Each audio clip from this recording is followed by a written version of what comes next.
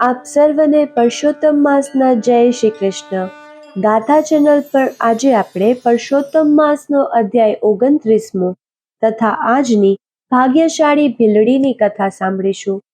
આવી જ અન્ય કથા વાર્તા સાંભળવા માટે ચેનલને સબસ્ક્રાઇબ જરૂરથી કરજો. આવો સાંભળીએ આજનો અધ્યાય 29મો, સંધ્યાકાળના નિયમો. સુત પુરાણી બોલ્યા, હે શૌનકાદિ મુનિઓ, કદ્રી બ્રાહ્મણ ગોલોકમાં સ્થાન પામ્યો. તેનું કારણ તેનાથી પરસોત્તમ માસમાં ન છૂટકે નિરાહાર રહેવાયું અને પવિત્ર કુંડમાં સ્નાન પામ્યો તે છે. હવે ભગવાન નારાયણને નારદજીએ પ્રશ્ન પૂછ્યો.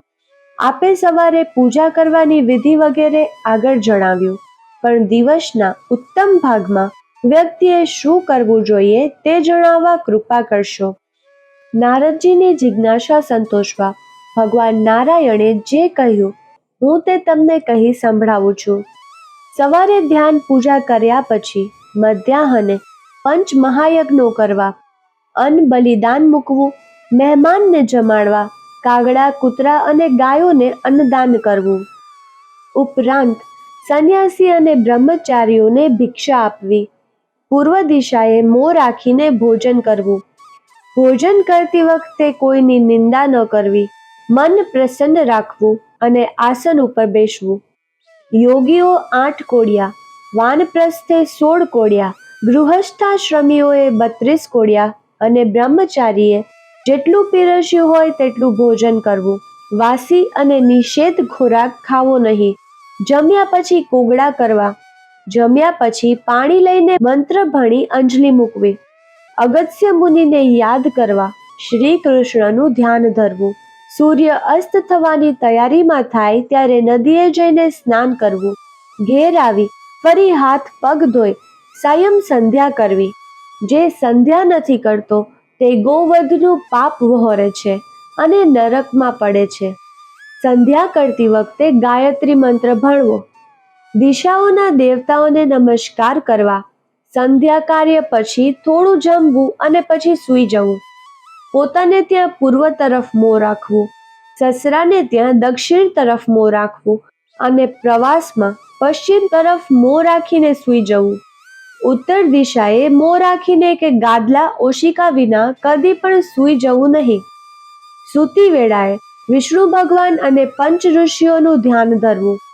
પહેલો અને છેલ્લો પ્રહર વેદાભ્યાસમાં, બાકીના 2 પ્રહર જ સૂવું.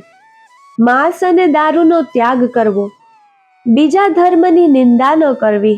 આ બધા નિયમોનું પાલન કરનાર વ્યક્તિ સંસારમાં સુખ ભોગવી વૈકુંઠ લોકને પામે છે. શ્રી બૃહુ નારદીય પુરાણના પરસોત્તમ માસનો અધ્યાય 29મો સંપૂર્ણ. જો વિડીયો પસંદ આવે તો કમેન્ટમાં જય શ્રી કૃષ્ણ લખજો અને વિડીયોને લાઈક જરૂરથી કરજો. આવો સાંભળીએ આજની ભાગ્યશાળી ભીલડીની કથા. એક ગામમાં બ્રાહ્મણ અને બ્રાહ્મણી રહે. બ્રાહ્મણ સંતોષી અને વિદ્વાન હતો. બ્રાહ્મણી પણ ધર્મનિષ્ઠ, સદ્ગુણી અને સુશીલ હતી. કોઈના દુઃખે દુઃખી થનારા અને પરોપકારી જીવના હતા. આમ તો તેઓ બધી વાતે સુખી હતા, પણ તેમને સંતાન ન હતું.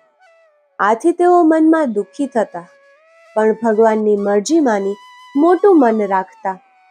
મોટી ઉંમરે ભગવાને તેમની સામે જોયું. બ્રાહ્મણીએ એકી સાથે 2 પુત્રોને જન્મ આપ્યો. બ્રાહ્મણ બ્રાહ્મણી ઘણા ખુશ થયા. આ ખુશાલીમાં તેમણે ઘણું દાન પુણ્ય કર્યું. બંને બાળકો તંદુરસ્ત હતા. લાડકોટથી બંને ઉછળતા હતા. આમ કરતા 5 વર્ષના થયા ત્યારે એકાએક બંને માંદા પડ્યા. એવા માંદા પડ્યા કે ઊભા જ ન થાય. સારા વૈદ્યોએ ઇલાજ કર્યા, પણ તેનું કોઈ સારું પરિણામ ન આવ્યું.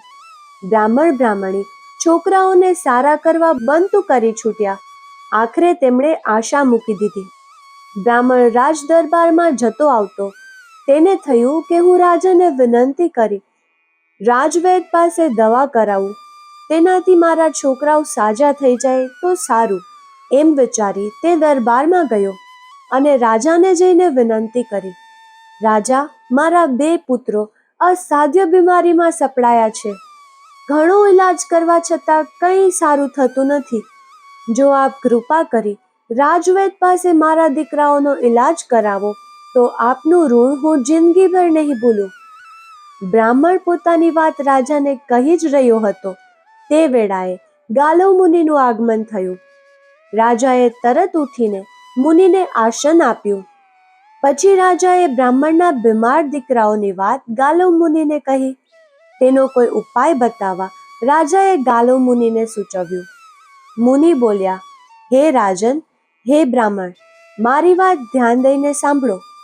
જે નારીએ પૂર્ણ શ્રદ્ધા સાથે પરસોત્તમ માસમાં ગંગા સ્નાન કર્યું હોય, પતિવ્રતા ધર્મ પાળ્યો હોય, દાન દક્ષિણા આપી હોય, ગોરો કરી હોય, કોઈ પાપ ન કર્યું હોય, તેવી પુણ્યશાળી નારી જો આ બાળકો ઉપર ગંગાજળ છાંટે તો તેઓ તરત જ સાજા થઈ જાય. અત્યારે પરસોત્તમ માસ ચાલે છે. પરસોત્તમ ભગવાનની માયાનો પાર નથી. તેમની પ્રસન્નતાથી બધું સારાવાના થશે. રાજાએ ગામમાં ઢંઢેરો પીટાવ્યો, પણ કોઈ નારી સંપૂર્ણ નીતિ નિયમોને પાળનારી ન નીકળી. રાજાએ ચારે બાજુ સેવકો દોડાવી સર્વગુણ સંપન્ન નારીની તપાસ કરાવી. છેવટે સેવકોને એક ભીલડી સર્વગુણ સંપન્ન જોવા મળી. સેવકો ભીલડીને માન સહિત રાજા સમક્ષ દરબારમાં લાવ્યા. રાજા જાતે જ ભીલડીને લઈને બ્રાહ્મણ બ્રાહ્મણીને ત્યાં ગયા. બ્રાહ્મણ બ્રાહ્મણી તેમની સમક્ષ હાથ જોડીને ઊભા રહ્યા. પછી તેઓ બાળકની પથારી પાસે જઈ રડવા લાગ્યા. ભીલડીએ તેમને આશ્વાસન આપીને કહ્યું, રડશો નહીં, હું તો નિમિત્ત માત્ર છું. ધાર્યું તો ભગવાનનું થાય છે. હું તો અધિક માસ સિવાય પણ હંમેશા પરસોત્તમ ભગવાનની ભક્તિ કરું છું, ગંગા સ્નાન કરું છું, ગૌ પૂજા કરું છું, પતિવ્રત ધર્મ પાળું છું. મને શ્રદ્ધા છે કે મારા વાલા પરસોત્તમ ભગવાન આ બાળકોને સાજા કરી દેશે. આટલું કહી ભીલડીએ બાળકોના ખાટલા પાસે જઈ ત્યાં બેસી આંખો મીચીને પરસોત્તમ ભગવાનની પ્રાર્થના કરી. પછી ઊભા થઈ હાથમાં જળ લઈ બાળકો ઉપર જળનો છંટકાવ કર્યો.